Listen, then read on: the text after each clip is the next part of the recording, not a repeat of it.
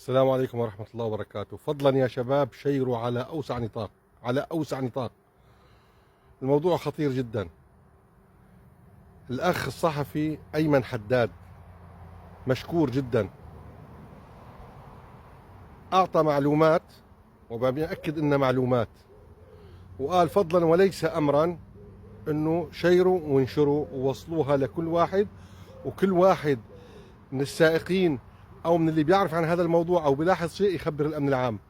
أنا بقول أمرا وواجبا، أمرا وواجبا وطنيا عليك أنت اللي بتخبر أي شيء عن هذا الموضوع أنه تخبر الأمن العام وتخبر الجهات المختصة.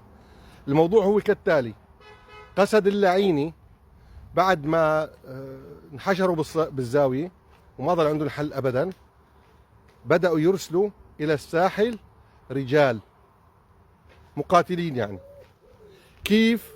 على أساس رحلات سياحية رايحين هن وعوائلهم أطفال ونساء، توصل البولمانات لهنيك أو الفانات، بيقعدوا يومين ثلاثة، بيرجعوا الأطفال والنساء وبيبقى الرجال. وين عم يروحوا الرجال؟ ما حدا بيعرف، ما حدا بيعرف وين عم يروحوا الرجال. هدول مقاتلين حينشئوا جبهة هنيك. تعرفوا أنتم الساحل كمان على اتصال بتركيا، تركيا كمان الموضوع بيعنيكم جدا يعني. فلذلك يا شباب كونوا صاحيين جدا، هذا واجب وأمرا وليس فضلا انك تبلغ.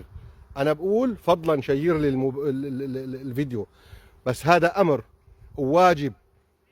ليش؟ لانه انت مواطن، اثبت مواطنيتك واثبت اخلاصك للدولة اللي انت عايش فيها. كان اخلاصكم لشخص، الان اخلاصكم للدولة. فلذلك واجب وامر انك انت لا تزعلوا مني صيغة الكلام.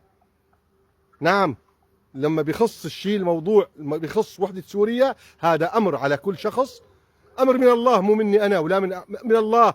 الله أمرك أن تكون وفي لوطنك، مو للأشخاص، وفي لوطنك. فلذلك أي واحد بيشوف أي شيء خصيم الله إذا ما بلغ. السلام عليكم ورحمة الله وبركاته.